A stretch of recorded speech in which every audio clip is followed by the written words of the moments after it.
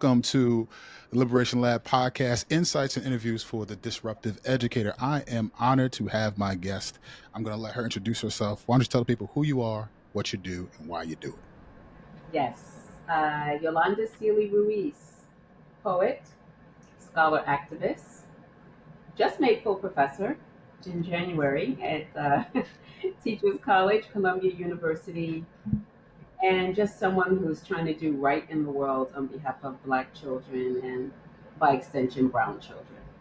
And using my platform, my creativity to do that kind of work and also bring healing because healing has to be a part of it, specifically when you're advocating, pushing for, fighting for Black children. Healing has to be a part of it because there will be wounds. Hmm. Hmm. It's almost like you're queuing us up for exactly where I want to go. Your last phrase there will be wounds. Um, there's a lot of educators, who have tapped into, what I've been trying to do here with Liberation Lab, the podcast, the consulting, all the things. And one of the things that comes up is almost like and I use this term, sticking close to the definition, an ignorance almost Mm, about the ways in which education can give wounds. mm, And so, I believe in experiential knowledge. I believe that sometimes people need to hear not just data on a page, but stories that they can resonate with. And so, I want to start this way. As you think back to your experience in education, whether it be by you, your lovely daughter, um, and all the things, what are some of the ways that you can kind of personalize the story of wounding for folks so it becomes real? oh my gosh, thank you for that, brother. And I just want to take a moment to thank you for this podcast, Hmm. to thank you for the service. And it is service to not just our people, but to educators. Hmm. And you're very clear about that. And using this as a platform to open minds, but also to open hearts. Yeah. And that is not easy work because if you know anything about human beings, you know that we can be resilient, but we can also be resistant. Hmm. And it's difficult for me to even hear what you're saying because all we have to do is look through history. Yeah. And education, schools have always been a battleground, particularly for Black children, Hmm. right? And for others as well, but particularly for Black children. Brown versus Board of Education, and all of the cases that were part of that. That's because Black children were being wounded. Education, schools was a site of trauma. Yeah. And certainly my experience was no different. Going to school in the South Bronx, what I remember most are teachers who actually cared. So I can Hmm. count on my one hand probably those teachers who really cared because the default was this lack of belief in who we are, deficit notion about us and the zip code that we were from. Hmm. Boom. So there you go with that. Fast forward many decades later, and I've written about this piece with my daughter. The piece on racial literacy, a mother daughter perspective, right? Yeah. About my daughter here in a so called independent school getting harmed by not just the white folks there and kind of their benign neglect, but the actual piece that we wrote about, it was a comment that came from a teacher of color in an Hmm. independent school. So when we talk about wounds, we're talking about teachers, individuals who have their own wounds, who don't do the work around healing, and then they exact those wounds on the students. Absolutely. So what I'm loving about what you're mentioning and what you're asking me to talk about, and what I want to say very clearly, is that education for Black children, schools, is a site of trauma and multiple wounds, and it also has the potential to be a site of healing. Hmm. But until the educator does their own work, they really won't know what side they're on. Are you Wow. healing or are you harming? Is there a middle ground? For folks who are listening to you, they're probably like, well, what if I'm not doing either? That, people want to fit. People search for the, to be neutral. Bobby, there's no neutrality.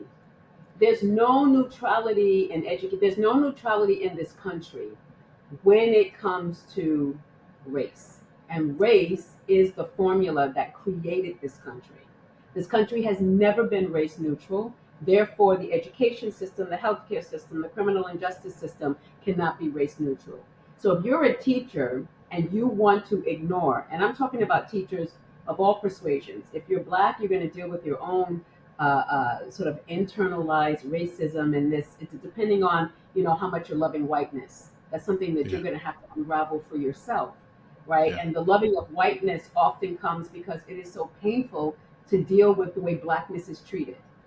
And yeah, so when you begin to get, let's say, a job or decent money, all of those things that in this society people are pushed to crave for, it makes it a little bit easier to have amnesia. yeah, But you can yeah. never really forget because it's constantly all around you. So Hmm. there cannot be, this is me speaking from my experience teaching for 29 years, leaning into history, there is no neutral ground. And to believe that there's a neutral ground is a way out because that gives you the escape hatch to not put anything on the line. And as Hmm. educators, particularly in this time, like Uncle Jimmy, James Baldwin told us, you have to be willing to go for broke, which means you have to be willing to put something on the line. If you're Yeah, neutral, hey, everything's cool. yeah, There's no yeah. such thing. You know, um, so much of what you said there, obviously I resonate with, and it's the same thing that I put out there for teachers that there can be no middle ground. That visually, I think about it like the walkways in the airport. Mm. We can stand on the walkway, and it'll if we're doing nothing, it's still moving us in the same direction. In order for us to actually move against the current, not only do we have to turn around, but we have to walk faster in the opposite direction in order for Whoa. it to make sense, in order for us Whoa. to move. And so for us, the non neutral stance is saying turn around, walk against the current, and walk faster than the current is carrying you in its default mode setting. Oh my God. I think Can I about this, please. brilliant? Just say that that metaphor, that whole, that's brilliant. I hope it's something that you can, write about, maybe even dedicate a whole podcast to. Hmm. I, just brilliant. I And yes, appreciate you. oh, I appreciate you. Wow, wow, wow, wow. Yeah. And you know what else I was thinking? Yeah. Not only will it take agency to turn Mm. around and walk against the current that if you think you're going to remain neutral and even just kind of go in the same direction, if you don't lift your feet, you're going to trip and fall. So Yeah. even if you stay right on that moving walkway and you just say, everything is good, I don't really have to do anything, try not lifting your feet and see how quickly you'll trip and fall on your face. Yeah. Yeah. And so I think that educators, you know, I was saying before we hit record that all that I do, and in the vein of Uncle Jimmy and behind me here, is serving to as an alarm clock to wake people up, but also I want to give you a new lens to see the world. So I hope to hand you a pair of eyeglasses, right? And so I hope that educators who are listening would hear from us an invitation more Mm-hmm. than a criticism. Because Mm-hmm. when we hear things that bring truth, we all have an inner lawyer that rises up to our defense versus taking it in and saying, what am I being invited to do here? How am I being Mm-hmm. invited to respond here? So my hope is that educators are listening in order to be invited into a process of responding. But in order to do that, I think that there's some things that we have to do. So we said earlier, we mentioned the term whiteness. Every time I have said this word, I don't care if it's been in a podcast, I don't care if it has been in my writing, I don't care if it has been in short form content that I put up on Instagram or whatever have you. Somebody inevitably comes back and says that I'm racist because I said the word whiteness. And Mm, always tells me that there's some level of ignorance around the term, what it means, and how it flows. mm, So, for those who may have just heard this and they've had that trigger response, oh my gosh, what are you talking about? Whiteness? What?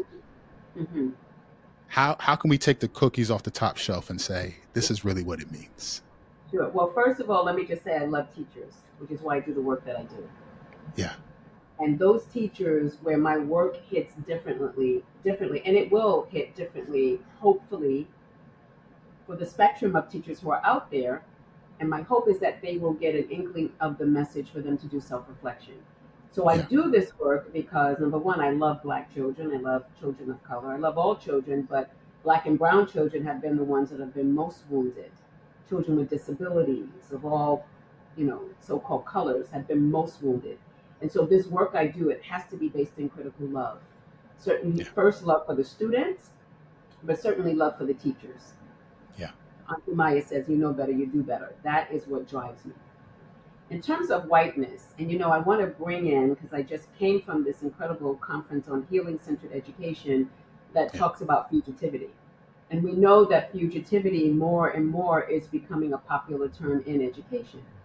Hmm. The idea of fugitivity, when you think about enslaved folks who were fugitives, were running away towards what was their God given birthright of freedom, right? Yeah, Even though this country says you will be born enslaved, all humans are free. They are yeah, coming into a system where the system then politicizes their bodies and then takes away their freedom. So, having yes, said all that whiteness in and of itself, if you look historically, has always shifted. Whiteness is not a color. People get caught up in just like, oh, I'm a white person. And so you're therefore saying I'm white and whiteness. No, whiteness is an ideology.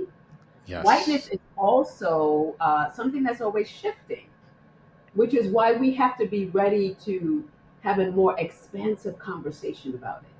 If it's yes, just, oh, this is white person versus black person versus that, no, that's narrow thinking, that's static thinking, and it is not true to what the true definition is, which is an yeah, ideology that is always shifting depending on the times. yeah, yeah. So The what I say to educators is to expand, do a little bit of, first of all, listen to your podcasts and to try to listen without judgment.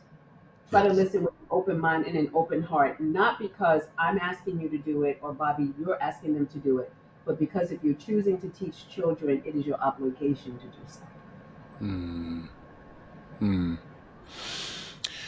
Folks that hear that term and have visceral responses tend to believe or fall into the trap of feeling like their character, their identity is being attacked. And what I hope to that people are being invited into in this space and in us in this conversation is the fact that we are decentering persons Mm-hmm. and putting the magnifying glass, if you will, on the system, the ideology, the belief that is behind our actions, our thoughts, the ways in which our world is shaped. It's an invitation to ask better questions. How did it get this way? Why does Mm. it exist in this way? Who is benefiting from this system, this the way things are carried out? Who is being harmed because of the way that this is carried out? And how do we work to change that? Yes, and Bobby, in the spirit of your podcast, it's not just asking questions. That is the first step, Yeah, but it's also having people, teachers in particular, because we're talking about teachers. We know that race and whiteness impacts all facets of our society, but to right. also see their agency in this. You have Hmm. the agency, right, to listen differently, to ask different questions, and therefore to respond differently. Even though a lot of things happen onto teachers, standardized testing, all of the things that teachers have to deal with, teachers Yeah, still have agency. And in fact, we have a lot of power. Yeah. And I think it's most important what you invite folks to do through the podcast, and hopefully through this particular episode as well. It's for them to see that they have agency, that you are not a victim. Yes. And when you remove yourself from that victim status, perhaps you can stop seeing Black children as victims in Mm. schools. Because, in the words of my dear friend Goldie, and before that, Baba Asa Hilliard, all children are geniuses. Yes. We need to Yes. lift our spirits, our thinking, our hearts. We're trapped. And even getting trapped in this argument about what is whiteness and are you talking about me? It's beyond that. Let the ego get out of the way and understand that being called to teach is of the highest honor, which Yes. requires you to do work that other people do not. Yes. Self work, historical, intellectual work, if you're going Yeah. to be serious about teaching all children. To that point, when I first stepped onto the scene as an educator, I was invited, called to teach in Camden, New Jersey, voted the most dangerous city to live in at the time. Mm, I walked in and realized that my teacher prep did not prepare me to mm-mm, actually teach. mm-mm. I knew content. What did they I prepare you for? Tell me. What did they prepare you for? My teacher prep programs prepared me to know jargon and to know what math is, but it never really prepared me to connect math in a way that made it meaningful to the students that I was teaching. Mm, It never prepared me to connect with the uh, it assumed that the product that I was selling was good enough to be bought into without any effort on my end. That if I just build it, they will come. And that is the problem, I think, with a lot of the educational system, that we have many teachers who succeeded in this visceral, harming institution of school. They knew to sit down, to raise their hand. No, sir. They didn't question. They were quiet. They stood, they sat in their seat. They did what they were supposed to do. No, ma'am. Yes, ma'am. And they succeeded. And now they're saying, well, if I succeeded, what's wrong with you? all of it is That, wrong. All has been wrong. yes. But if I've been successful at it, Hmm. I'm not going to critique something that I don't think is wrong because it was right for me. And Well, so, yes. yeah. And so teachers are walking in and they're saying, well, what's wrong with you? Because I did it. And we even hear it in some of our language. I got my degree, Mm. right? Um, and so my framing there is for us, because here's what happened. I went into Camden, I started teaching, I realized I didn't know how to teach. The the students were gracious. They let me fall forward. They allowed me to get up and try it Always again. But at the same time, I was using very high control methods that came from a place of, these kids are going to do X, Y, and Z, and so I better prepare for it before it comes. And I realized that I was doing more harm than good. yes, Bobby. So because I was doing more harm than good, I personally had to go on a healing journey. I had to go on a journey of unlearning the things that I had taken in, and then from there rebuilding anew who I would be as an educator. Mm. And in that place, I think we find many educators who are recognizing, being awakened to the fact that this isn't working for everyone, but they don't know how to flip the page and begin their healing journey. And brother, And can so I that's where I just want to call you in. yes, brother, can I just say something about what you just said? First of all, Please. thank you for that vulnerability and that honesty. And really, that's what's missing. Hmm. Because if we really give educators an opportunity to not be judged and to honestly reflect, many of them, even those who went to school in so called affluent neighborhoods, will tell the truth that it really didn't work for them, Yeah. that they actually performed. And in the performance, they were not fully themselves. They performed in the way that their parents or the teachers, it's that same narrative. Well, this worked for me, and you pass it down, and then the students say, well, if it worked for you, then I'm going to make it work for me. And so it Yeah. just becomes this perpetual lie. But what I have seen in my work, when we Yeah. talk about archaeology of self, giving teachers that open space, that honest space, more often than not, they will tell you that they just performed. It really did not work for them. Did they get a job and all those accoutrements? Yes. But what did they lose? Many of them lost their identity. I mean, the stuff that I've heard over the years. That's why I'm grateful that my work has naturally progressed into healing centered education, because most educators are wounded. Mm-hmm. Mm-hmm. They really are, Bobby. And I wanted to ask you, I wonder, how is your healing going from everything you just shared? And what have you been doing to heal? I would say, the first thing that I had to do was to be honest about what transpired. We often want to cast ourselves as the heroes of our own story. Mm, And I had to realize that in that moment, I was the villain. I was the person creating the harm. I was the antagonist. I was the person that, you know, told students how to show up, when to show up. And if they did not show up the way I told them to, I was going to ensure that they knew that they could not arrive any other way than what I told them.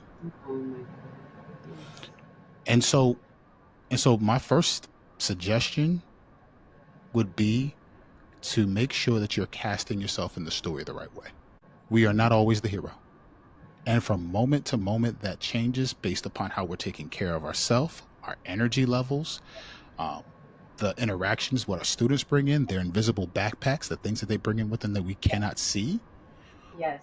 That Yes. thing changes from moment to moment, and so we have to then, secondly, be responsive, Mm, aware, and responsive. Right. So I'm I've learned to look for how my students are arriving, because embedded in me looking for how they're arriving is a belief in their innate genius, a mm, belief in what they can be, mm, what they are currently and what they can be. And so I tell them all the time, I'm going to speak to your aspirational identity, mm.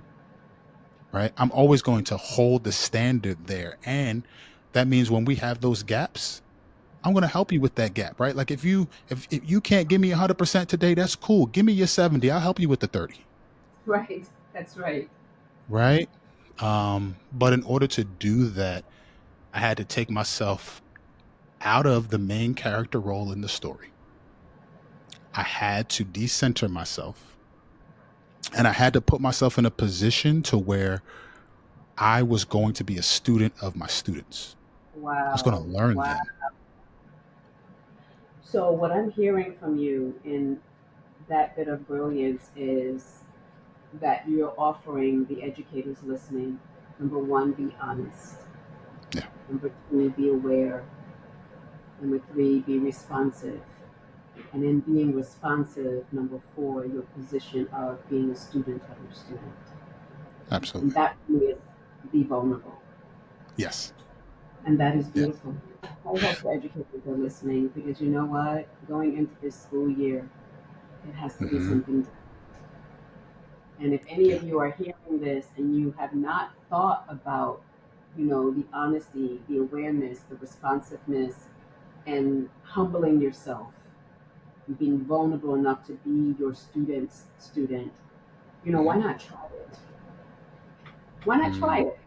What can we lose at this point? We have everything to gain. Yeah. So let's say I'm an educator and I hear what's being shared here, and I say, "Cool, that worked for you. That's great." Um, but let's say that doesn't work for me. How?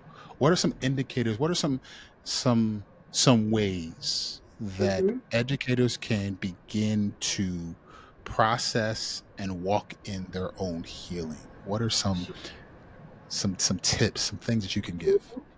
Sure. No, number one, you have to be patient and generous with yourself and also patient and generous with the process. This country has been at this inequality project for over 400 and something years. Don't Mm, think in one semester or one school year you're going to flip that. And mhm. so when you say, well, I tried it, it doesn't work, how long have you tried it? And it's not about trying, it really is about an orientation that becomes your stance. And Yeah. if it is your stance, like with anything else, you know it is going to take time for you to become comfortable in practicing that stance for children to be able to recognize. So I Mm, think the first thing is to eliminate this kind of timestamp. Yes, there is an urgency. Like my dear friend Lalita Vasudevan, Dr. Lalita Vasudevan talks about patient urgency. mm. Absolutely. It was urgent before Brown versus Board of Education. It's especially urgent now. Yeah. However, no, not however, and because of the urgency, we have to be very deliberate and we have to be consistent.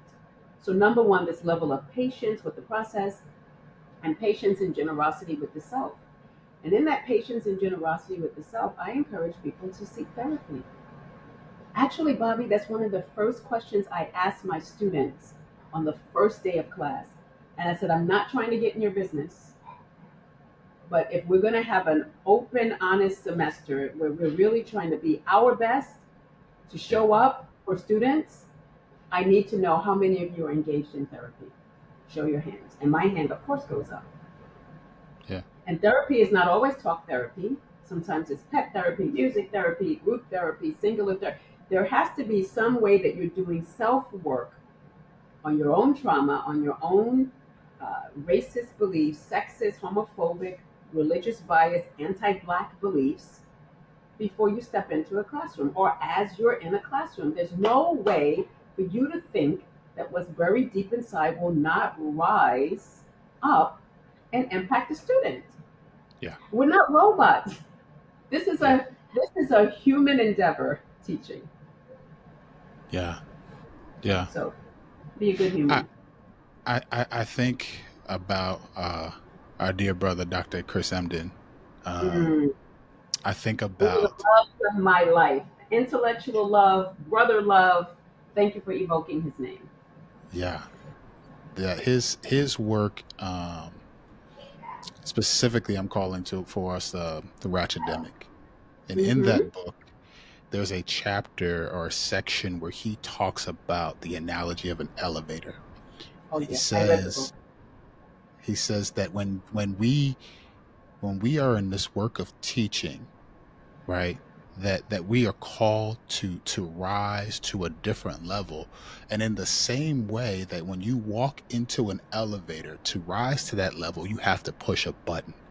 And he says in that book, and I love the analogy, that students in our classrooms will push our buttons, and the question is, will you see that as an invitation to rise to a Ooh, different level? I hope that our educators can hear that and be encouraged to rise to that level, because our students deserve it, our right? students Our babies deserve it. deserve it. The the worst thing that we can do is not only to personalize, um, when things are when a students were vendetta, and so now they have to pay the price for crossing you, Happens all the or time. absolutely. And to that point, let me parenthetically insert, I'm now in the chair as the assistant principal, so I get the student who's been kicked out of class. I get the Yeah. stories where this teacher's writing down this whole script of things that have transpired, and I get to ask the student, well, what happened? Talk to me. No, I went in there and I did this, and then she just kicked me out. Okay, well, let's back up. How did you enter? What were you feeling? What were you thinking? Talk to me about just you getting in. What was that like for you?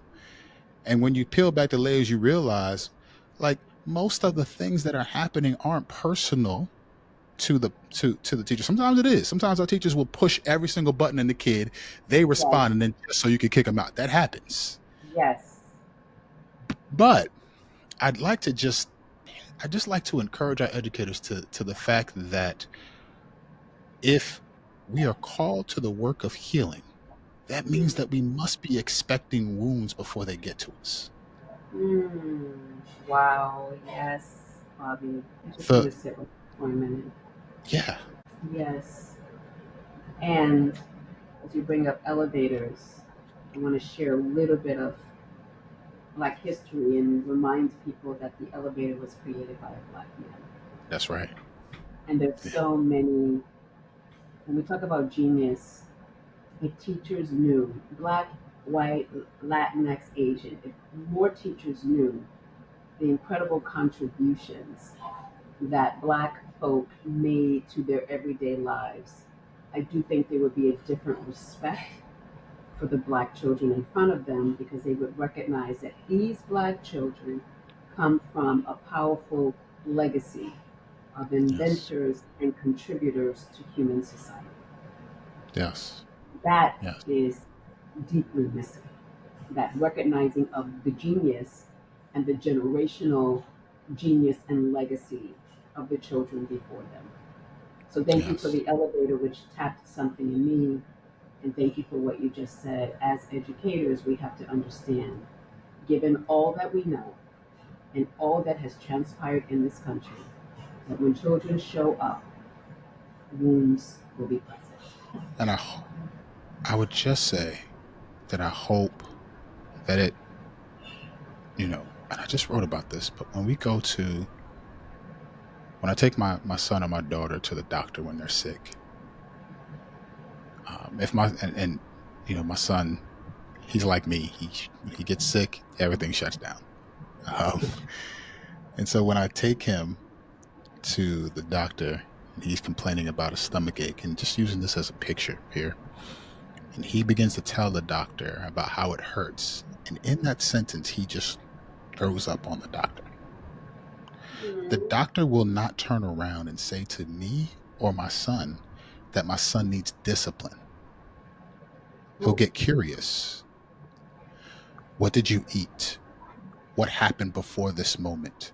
How yes, did you, what other symptoms are you experiencing? The throwing up is an invitation to get curious. And in the ooh, same way, teachers, our students are going to emotionally and otherwise throw up. There's going to be mm-hmm. things that we may not like that come out, Powerful, powerful, but it is an invitation to get curious. Why do you think that? Why are you powerful. saying that in this moment? Is there something else that's going on? Can we talk about this? Or now may not be the right time, and that's okay. I'm going to give you space here, but I would love to talk about this in the future. I would love to talk about that at the end of the period. I would love to talk about that over lunch. Whatever it is, to give that space to come back to it rather than giving the stage and then getting mad at the show you see in your classroom. Yeah. Bobby, you are just on fire today with these analogies and space and also grace. And here's the thing, Yes. space and grace for the educator and the student. See, that's the Yes. thing. The teacher sees how inextricably linked we are to our students. Our behavior towards them is different. We are Yeah. connected. So if I am granting, when I grant you space and grace in the moment, I'm doing the same for myself because I'm putting that much needed pause to give me a chance to reflect and to think differently, know the known differently, as my friend Lalitha Fazadavid would say, and giving the child that space. What Yes. our children are unfortunately so used to is the finger wagging and the punishment in the moment. And Yes. teachers, their auto response has been for certain children to do just that. How do Yeah. we pause and break that behavior and offer space and grace? It will make our teaching so much more manageable and, dare I say, joyful. Hmm. Joyful. Imagine that joy in education. Yeah, As it should be.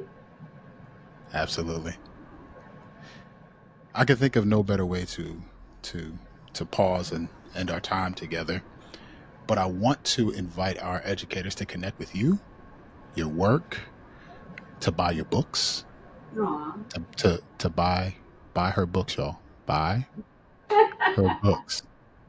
I hope they Um, put it there for you. You know what I mean, Bobby? You put these things out, yeah, definitely not getting rich or book sales for sure. But I thank you for that because I want to put things out that I hope can speak to people's hearts and minds and souls. yeah. Because certainly I put my heart, my mind, and my soul into anything that I put my name next to, or I won't get That's it. it. That's it. So, how can folks get in touch with you, follow you, support you? Yes, I love the idea of following me on Instagram at Yolie underscore Sealey-Ruiz, mostly because I'm involved in a lot of cool stuff. Yeah, Healing centered work. I'm grateful to be asked to do keynotes and workshops. Many of these things are free. So it's like free PD. yeah. So please, at Yolie underscore Sealey-Ruiz on IG, Twitter at Ruiz Sealey, Facebook for the old heads, Yolanda Ruiz. And if you Google me, you can just get my email as well. And I encourage educators to reach out. I always want to be in fellowship. And thank you for allowing me through this podcast session episode to be in fellowship with educators that I may never meet. But for them to Mm, understand we are connected, there is that same mission that we all have, which is to show yeah, up in ourselves for the babies who are in front of us. Thank you. I just have 100%. gratitude for you, Bobby. Well, honored that you spent this time pouring in, and I'm hopeful for the educators that from this point will tap into your work and your genius and your brilliance. So thank you, Dr. Yolie, for your time. You're welcome.